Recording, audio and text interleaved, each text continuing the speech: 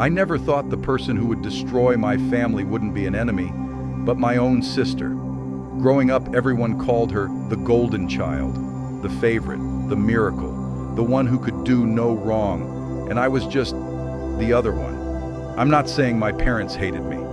They just never needed me the way they needed her. From the outside, we looked like a normal family. 2 kids, a house in a quiet neighborhood, dinner together most nights. But inside, everything revolved around my sister. Her problems were emergencies. Mine were inconveniences. If she cried, the world stopped. If I struggled, I was told to be strong. I learned early not to ask for much. When we were teenagers, the difference became impossible to ignore. She failed classes. I passed mine. She got into trouble. I stayed quiet. Guess who was punished more? Me. Because I was older. Because I was supposed to know better. Because she was sensitive. They always had an excuse for her. The real breaking point came when I was 22. I had just started my first serious job. Not glamorous, long hours, low pay, but it was mine. I was saving money, planning to move out, trying to build something. My sister, on the other hand, had dropped out of college for the second time. She blamed stress, anxiety, unfair professors. My parents believed every word.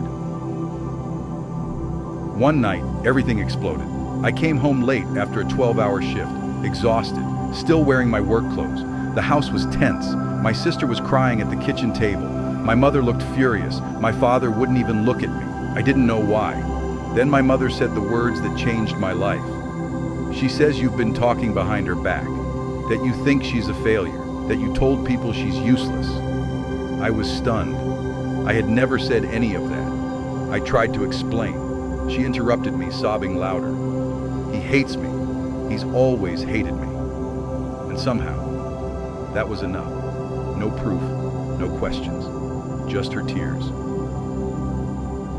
That night, my father told me I had 2 options. Apologize for something I didn't do or leave. I stood there shaking. For the first time in my life, I realized something painful. They didn't want the truth. They wanted peace. And peace meant sacrificing me. So I packed a bag. No dramatic goodbye, no shouting. I just walked out. I slept on a friend's couch for weeks. I felt humiliated, angry, lost.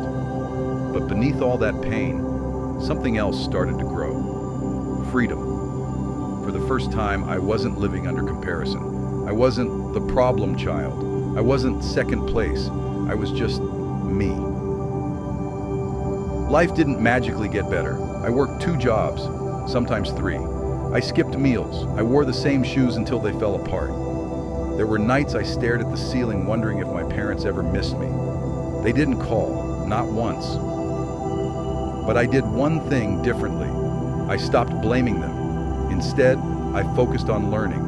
I listened to podcasts on my commute, read business books during lunch breaks, watched videos late at night. I didn't dream about being rich. I dreamed about being independent. At 25, I started a small online business.